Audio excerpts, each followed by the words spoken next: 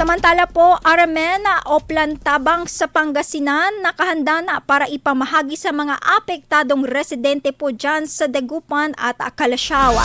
Para po sa report narito, si Idol Juana de Vera.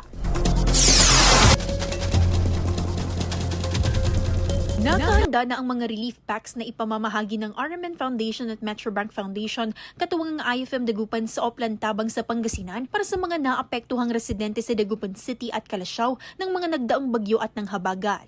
Para sa mga benepisyaryong mapipili dito sa mga piling barangay na naapektuhan nga nitong nagdaang bagyo at ng habagat, narito yung ilan sa kanilang mga matatanggap sa isang loot bag na ito ng RMN Foundation Incorporated. Naglalaman na ng noodles, kape, delata, at meron pang ipoprovide na tubig at bigas para sa mga naapektuhan. Ang mga relief packs na ito ay nakatakdang ipamahagi sa mga residente upang kahit papaano ay makatulong sa kanilang nahihirapang sitwasyon sa gitna ng kalamidad. Ilang benepisyaryong barangay ang nagpahayag naman ng kanilang pasasalamat dahil napabilang sa tulong na ipamamahagi ng RMN Foundation at Metrobank Foundation. On behalf of SKM Barangay Council ng Poblacion Oeste, maraming salamat po sa RMN Foundation Incorporation, Metrobank Incorporation at siyempre sa IFM po dahil napili po ang barangay po namin na isa sa mga bibigyan niyo po ng relief o para goods para ibigay po natin sa mga kabarangay po natin. Sa inyo, sir. It would be a great help to us and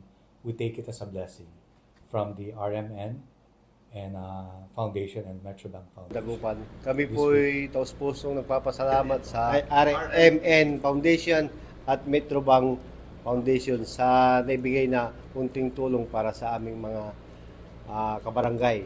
Iisa lamang ang kanilang hangad. Bukod sa mga naipamamahaging tulong, ay ang solusyon na rin sa kanilang lugmok na sitwasyon sa tubig baha tuwing panahon ng tag-ulan. So all system go na tayo dito. Ready po ang IFM Dagupan na tulungan po ang RMN Foundation Incorporated at Metrobank Foundation para po sa darating na Oplantabang itong Lunes. So muli po nagpapasalamat po kami sa RMN Foundation Incorporated, sa ating pong partner ang Metrobank Foundation at lahat ng mga volunteers natin from the IFM Dagupan staff at sa lahat ng mga volunteer mula po sa iba't ibang mga barangay na talagang willing na makipag-coordinate para po sa pagpapaabot ng tulong po na ito sa ating pong Oplantabang dito sa Pangasinan. Samantala, naghahanda na rin ang IFM Dagupan para sa isasagawang Mission 2026 handang tumulong sa iyo, Medical and Public Expo bilang bahagi ng selebrasyon ng 74th RMN Anniversary. Kasama mula rito sa IFM Dagupan, ito si Idol Juana de Vera,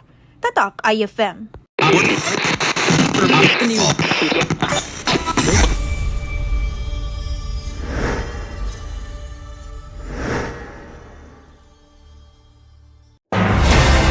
IFM News. IFM News. IFM News.